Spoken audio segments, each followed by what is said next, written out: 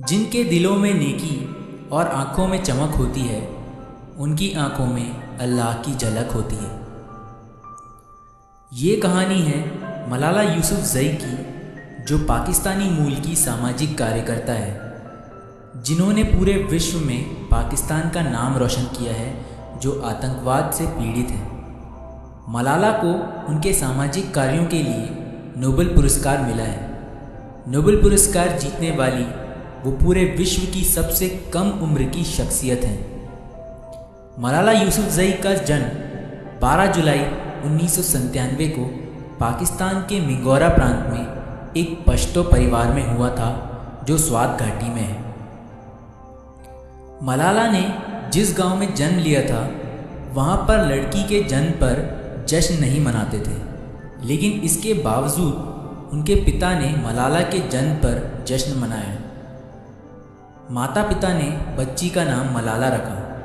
उनकी पश्तो जाति अफ़गानिस्तान और पाकिस्तान की सीमा के आसपास बसी थी, और पाकिस्तान में एक लोक कथा प्रचलित है, जिसमें मेवाड़ नामक प्रांत में मलालाई नाम की एक लड़की रहती थी, जो एक चरवाहे की बेटी थी।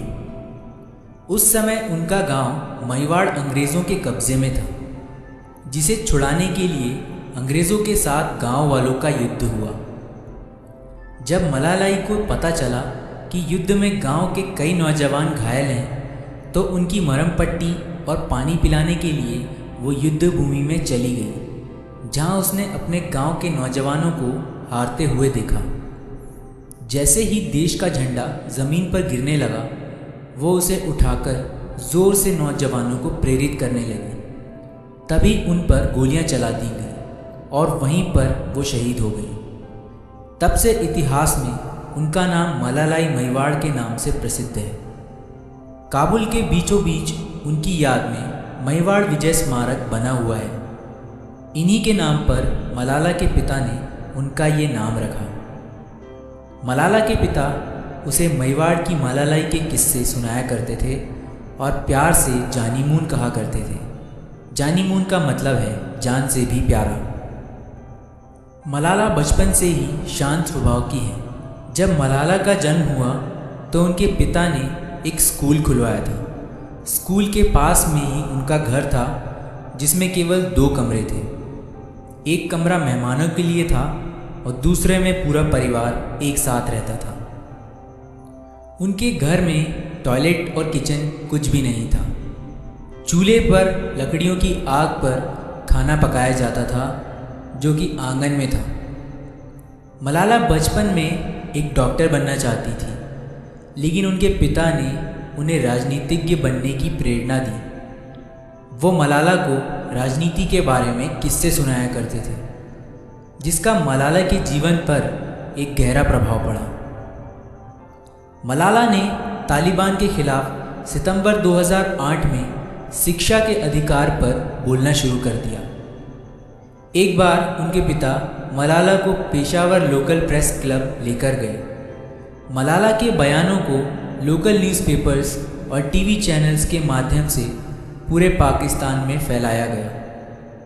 मलाला खुद एक डायरी भी लिखती थी, जिसे BBC उर्दू ने प्रकाशित किया है। जब स्वात घाटी में तालिबानियों का प्रभाव बढ़ता जा रहा था, तब BBC उर्दू वेबसाइट के अमाद अहमद खान एक ऐसी लड़की की तलाश कर रहे थे, जो स्वात घाटी में अपने जीवन के बारे में ब्लॉग में बताए। लेकिन पूरी स्वात घाटी में उन्हें ऐसी कोई लड़की नहीं मिली, क्योंकि ऐसा करने पर उनके परिवार को तालिबानियों द्वारा ख़त्म कर दिए जाने का डर था। ऐसे में मलाला के पिता ज़ियाउद्दीन ने अपनी 11 वर्षीय बेटी को इस काम के लिए चुना। उस समय तालिबानी आतंकवादी स्वात घाटी में टीवी, संगीत, औरतों के बाजार जाने और लड़कियों की शिक्षा बंद करवाने में लगे हुए थे। लोगों में डर पैदा करने के लिए शहर के बीचों बीच धड़ अलग किए हुए पुलिसकर्मियों को तालिबानियों ने टांग रखा था। मलाला की सुरक्षा के लिहाज से BBC ने उनका ब्लॉग गुल मकई नाम से प्रकाशित किया। मलाला ने अपने हाथों से लिखे नोट्स को बीबीसी के रिपोर्टर्स तक भेजा, जिसे स्कैन करके पब्लिश किया गया। इस ब्लॉग की वजह से घाटी में लड़ाई छिड़ गई, जिसके कारण स्कूल बंद करवा दिए गए। इसके बाद पाकिस्तानी सेना और तालिबानी आतंकवादियों के बीच भयंकर युद्ध हुआ, जिसके बाद उस क्षेत्र पर पाकिस्तानी सेना ने कब्जा कर लिया। इसके बाद मलाला के पिता ने पेशावर में एक प्रेस कॉन्फ्रेंस में आतंकवादियों की आलोचना की, जिसके बाद तालिबानी कमांडर से रेडियो पर उनको मौत की धमकियां मिलने लगी थी। युद्ध से पाकिस्तान में जगह जगह शरणार्थी कैंप लगा दिए गए।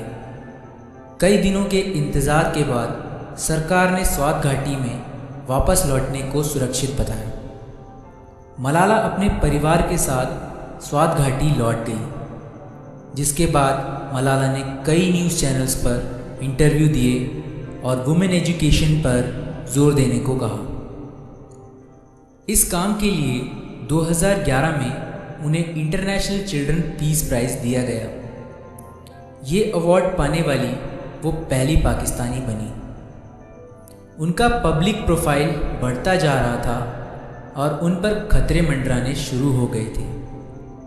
मलाला के फेसबुक अकाउंट पर उन्हें जान से मारने की धमकियां मिल रही थी, लेकिन मलाला उन धमकियों से नहीं डरी। जब तालिबानियों को लगा कि ये लड़की ऐसे मानने वाली नहीं है, तो आतंकवादियों ने मलाला को मारने की साजिश रची। 9 अक्टूबर 2012 को जब वो एग्ज़ाम देकर वापस घर लौट रही थी, तभी एक नकाबपोश आतंकवादी स्कूल बस में चढ़ गया और ज़ोर से चिल्लाया, तुम में से मलाला कौन है? जल्दी बताओ, वरना मैं तुम सबको गोली मार दूंगा। तभी अदम्य साहस के साथ मलाला खड़ी हुई और बोली, मैं हूँ मलाला। ये सुनते ही आतंकवादी ने गोलियां चला दी, जिसमें से एक गोली मलाला के सिर के बाएं हिस्से में लगी, जो चमड़ी से होते हुए कंधे में जा घुसी। इस हमले में 2 दूसरी लड़कियां भी घायल हो गईं। गोलीबारी के बाद मलाला को पेशावर के मिलिट्री हॉस्पिटल में भर्ती कराया गया और 5 घंटे के ऑपरेशन के बाद बुलेट को शरीर से बाहर निकाला गया, लेकिन इसके बाद भी वो कोमा में थी। इसके बाद सरकार ने मलाला के ट्रीटमेंट के लिए उसे यूनाइटेड किंगडम भेजा, जहां 17 अक्टूबर 2012 को वो कोमा से बाहर आ गई, लेकिन उनकी सुनने की शक्ति चली गई।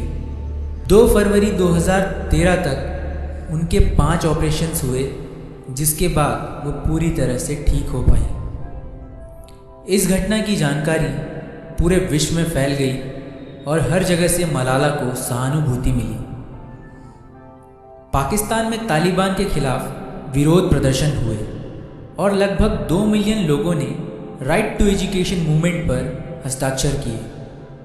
इतनी बड़ी घटना होने के बाद भी मलाला के पिता ने देश छोड़ने से मना कर दिया और तालिबान के खिलाफ आवाज़ उठाई। कुछ समय बाद मलाला 2013 में ब्रिटेन की महारानी एलिजाबेथ II से मिली और उसी वर्ष उन्होंने हार्वर्ड यूनिवर्सिटी में भाषण दिया। उसी वर्ष वो बराक ओबामा और उनके परिवार से मिली। 12 जुलाई 2013 को यूनाइटेड नेशंस ने मलाला के 16वें जन्मदिन पर मलाला डे मनाने की घोषणा की।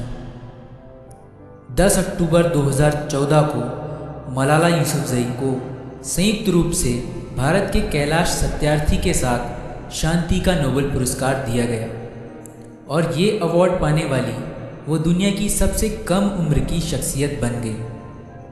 इसके बाद उनके नाम पर अनेकों किताबें छपी, जिसमें से आई एम मलाला बहुत प्रसिद्ध हुई। उन्हें विश्व भर में अलग अलग देशों से अनेकों पुरस्कार और धनराशि मिली, जिसे उन्होंने मलाला फाउंडेशन में लगा दिया है। ये थी मलाला यूसुफजई की कहानी, जो अपनी बहादुरी और अदम्य साहस की वजह से पूरे विश्व के लिए प्रेरणा का स्रोत बन गई है।